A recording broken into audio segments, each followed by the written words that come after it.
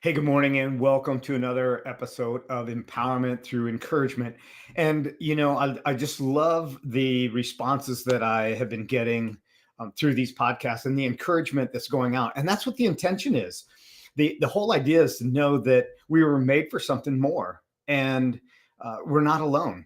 And the overall experience that I received from other people, um, even those without ADHD, some of the responses that I got last week were that they felt like I was talking right to them.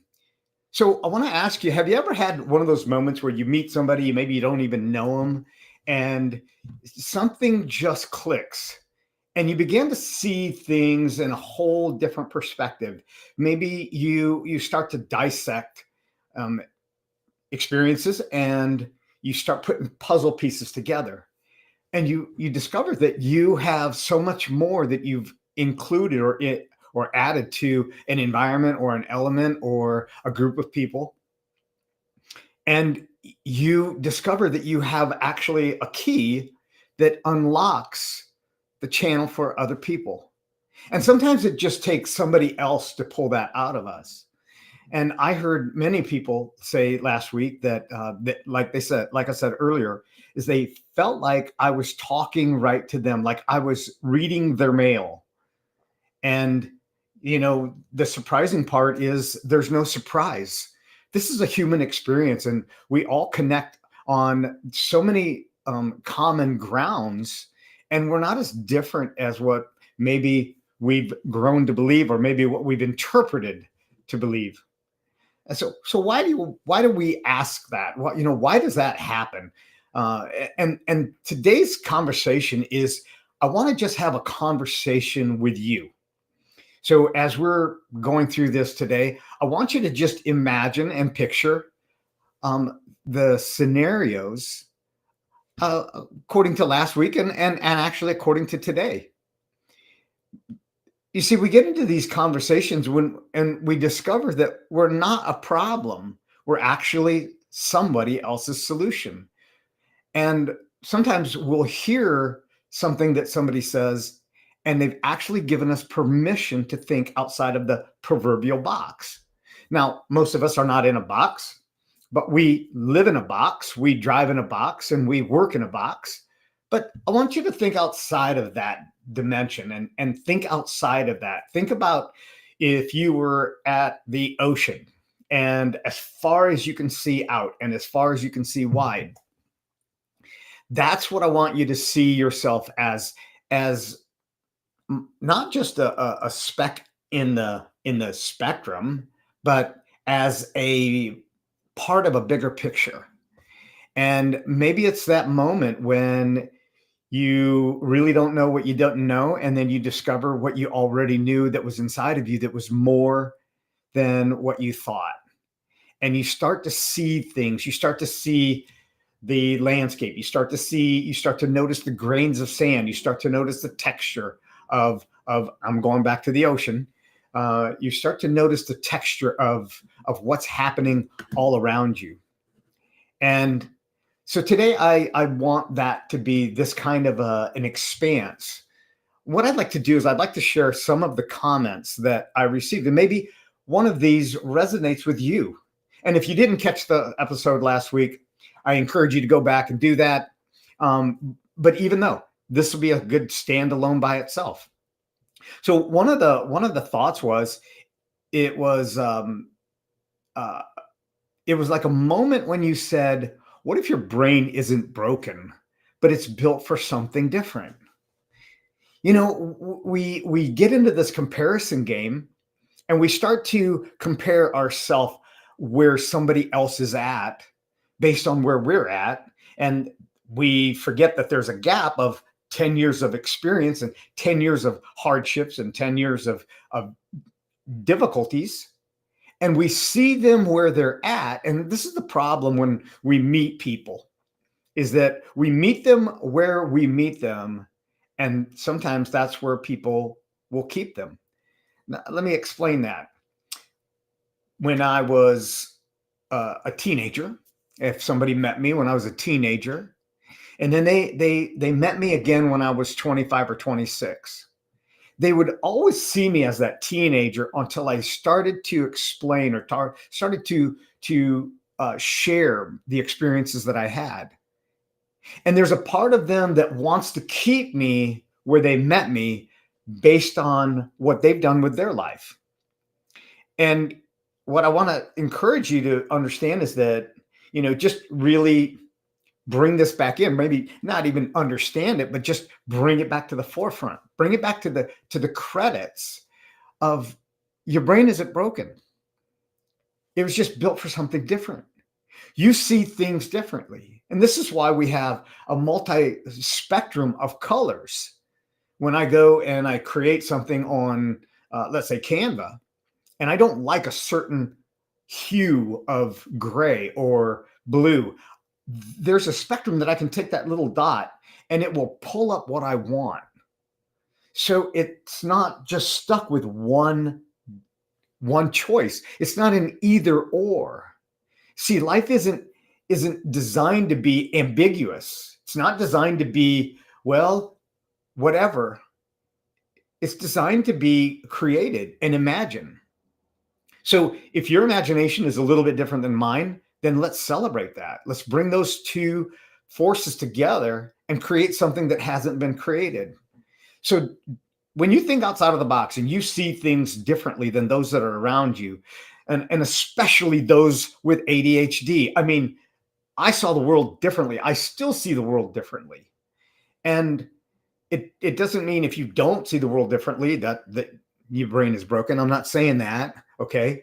But what I'm saying is that if we look like through the eyes of a child, we see things differently.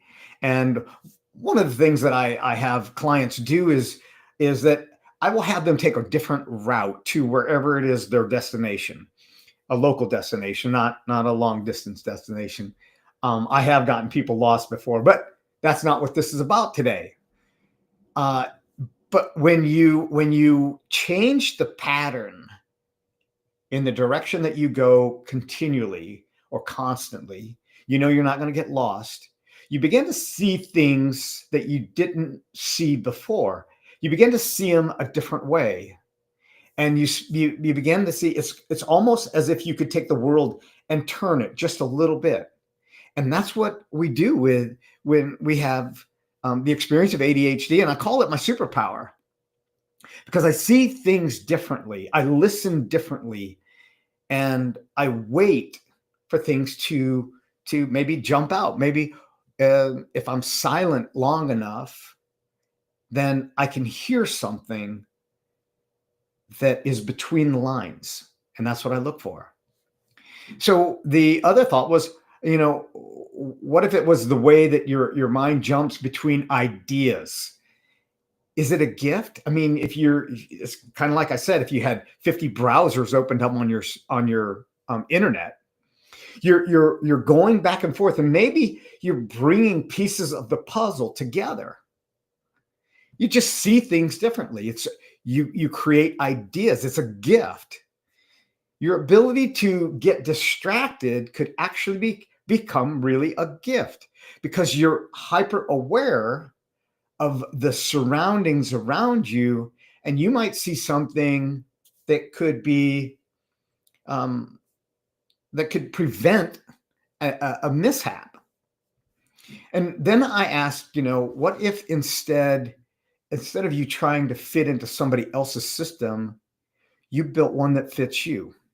Now, I want you to think about that for just a moment.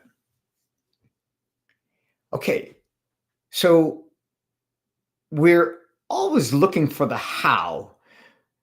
Because we want to see an image of something in a way that somebody has done it, and that's a very beneficial feature in life. But we get the opportunity to not see the how, but to understand the depth of our why. Why is it that we want to do this? What is the value of that? And when we understand that, we get deep with that, and we can break that down, it begins to create a vision, a picture Um, it could be a piece of art. You know, Picasso, when he first started, nobody was buying his stuff, and then he decided to be abstract about his work. Now, nobody had ever seen art like Picasso was putting out a half a face of a person and some other abstract that went along with it. And later on, people began to appreciate his differences. I don't know. It just came to my mind, but I wonder if Picasso didn't have ADD or ADHD. So when we have those aha moments, you know, when we move beyond just a thought, it becomes like the doorway. An aha moment isn't just a moment in time. It's not just a thought. It's like the light comes on. It's the breakthrough. It's a doorway that gives us permission to walk through if we will heed to its invitation. You see, unless you walk through it, it's just a door that sits there. It's just an opportunity that sits there. You can come up with all kinds of excuses, or you can actually take the step and move forward. I mean, what have you got to lose? What's the worst thing that can happen? Somebody say no, or an experience say no. So if you take that realization and you implement it into your daily life, what actually could that change for you? If you suddenly realize that your mind isn't broken, and that it doesn't mean that treating yourself with more grace, or treating yourself with more grace and less frustration. So when we know that something isn't broken, when we have that relief, okay, you take a deep breath and go, wow, here I was thinking it was all this and it wasn't. It was so much better than what I anticipated. And when we give ourselves that ability to think outside the box, then knowing how you're jumping back and forth actually gives you the, I don't want to say it, it gives you the permission. I like that word today. It gives you the permission to realize that your ideas are invigorating. They are a possibility. It's imagination and creativity coming together. The whole point is that you're designed unique, and creating your own vision and how it comes in bursts could be why different thoughts come to your mind. You know, have you ever thought about you're going to go read a book, and then all of a sudden you remember that you need to do something, and so you go take care of that. Then you go back to the book, and then all of a sudden you sit down and you remember you need to do something. I wonder sometimes if our brains aren't in the seat of our pants sometimes, because when we put some pressure on it, it makes us think. But you know, what happens is that as we're thinking of these different things and we write them down. Last week I shared, I have Post-it notes all over because my mind is constantly moving. So I make a quick note. I have a Post-it note beside me generally, often, or I have a piece of scrap paper, and I'm writing these notes down. And that is my method. That's my style. So if you struggle with structure, instead of forcing yourself to fit in somebody else's productivity system, you know, there's all these, you know, just these 3 steps. We get inundated by emails constantly, you know, 3 steps to success, 10 steps to $1 million, 3 steps to health, 5 steps to this, 3 steps to that. But find out what works for you. What puts it into your flow? What puts it into your ebb and flow? And as you shift what you see, and you decide that your emotions aren't too much, but they're actually a sign of awareness, you can begin to appreciate who you are even more. And this goes for anybody that has an experience in humanity, and anybody that's listening right now. This includes you. So can it be that permission that you give yourself to stop apologizing for how emotional you feel about a certain situation? And I'm not talking about a wrong emotion. I'm just talking about how passion comes up and how you get excited about and why it deeply inspires you. I want you to think about that for a moment. You see, this is where the real shift happens. It's not just in the knowing, but it's in the being comfortable in your own skin and owning your identity. That's what it is. And when you own your identity, here again, you don't get into that comparison game. You discover that you're meant for more. And this is part of the way that your brain works. It's not your brain and my brain are totally different. They have some similarities, they have the same similar shape, but the way you think is unique to you. So I want to encourage you to just step into that. Okay, so you know, you get this, right? You get it now. Now, are you going to live it? See, it's not just knowledge. Knowledge by itself is not power. The the exercise of that knowledge is where the power comes in. You know, maybe you're saying, I know what you're thinking. I know what you're saying, but how do I do this? How do I reach my own creativity? Well, I don't know exactly what's going on in your mind because here's what I've often said is that I have trouble reading my own mind. And so I try not to read anybody else's mind because it's not really a great strategy. But let's say you're thinking you love the idea, you love the concept. So how do I actually make this real?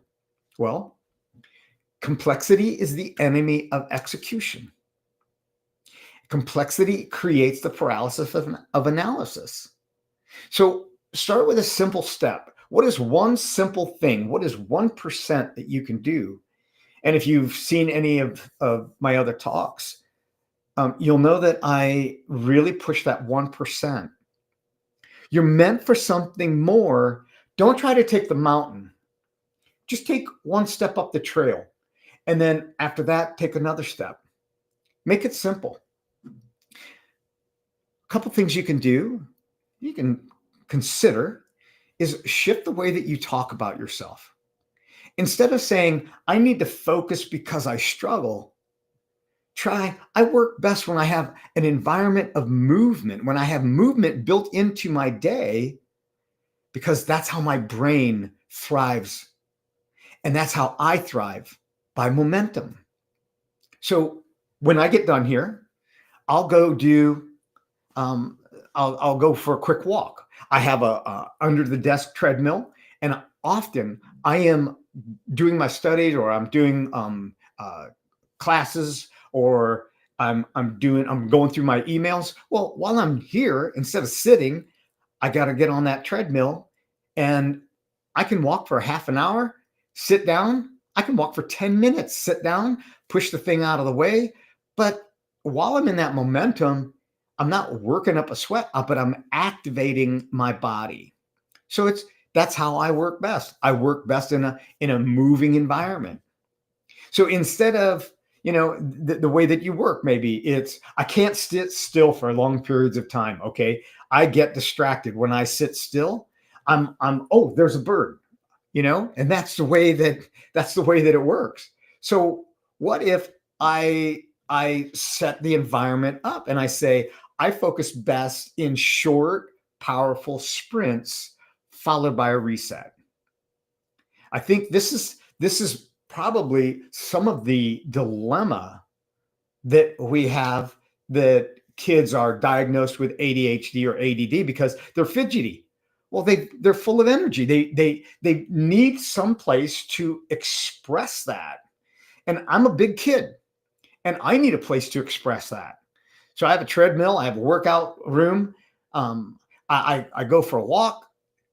I enjoy movement because that's sometimes where I do my best thinking. And here's another one. Shift how you see your emotions. Instead of saying that I overthink and I get overwhelmed, what if you reframed that and said, I process deeply because I see things that other people miss? Now, those are some simple shifts that you can take. You don't have to do them all. You don't have to do all three of them. You don't even have to do any of them. You could come up with your own. And that's what I want to encourage you. That's where the empowerment through encouragement is giving you permission to take that key and open up the lock, or discover that all you needed to do was put that key in and the door to possibilities opens up. It's one shift. That's it. Start with one. Now, I want to bring this to a close, and I just wanted to bring the number one, the validation of those that are listening, those that are getting something valuable out of these talks, and to share the experience of ADHD with others, and even those without ADHD, just to give people permission.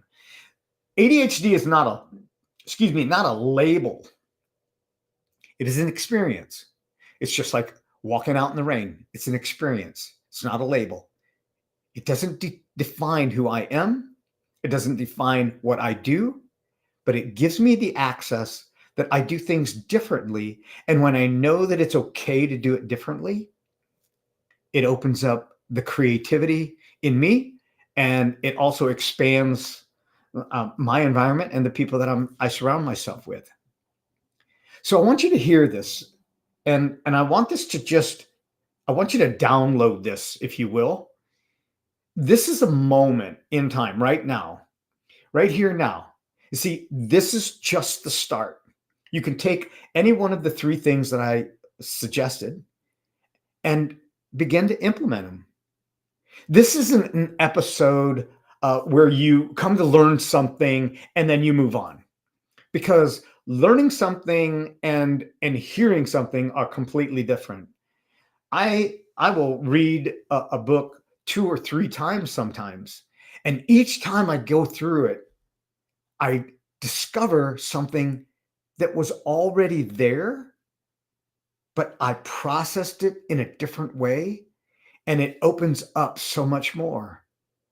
So this is an episode where you start to live differently by releasing the bonds that have kept you maybe feeling like you were too much, you were too active, people didn't understand you.